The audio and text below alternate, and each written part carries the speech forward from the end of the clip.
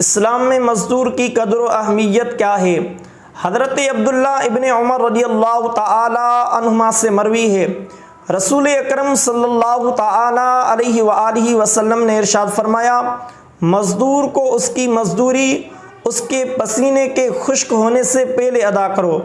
دیکھیے کس طرح اسلام نے مزدور کے حقوق و فرائض کو واضح طور پر بیان کر دیا گیا ہے اور ہر ایک کو پابند کیا ہے کہ وہ اپنے فرائض کی ادائیگی میں ذرہ برابر بھی کوتاہی نہ کرے۔ اور اسی طرح مزدور کا حق مارنے والے کے بارے میں حدیث پاک میں سخت وعید بیان کر دی گئی ہے۔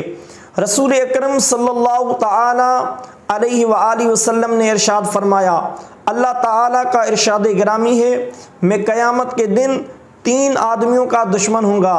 ایک وہ شخص جس نے میرا نام لے کر عہد کیا پھر بے وفائی کی، دوسرا وہ شخص جس نے کسی آزاد کو بیچ دیا اور اس کی قیمت کھائی، اور تیسرا وہ شخص جس نے کسی مزدور سے پورا کام لیا لیکن اس کی اجرت نہ دی۔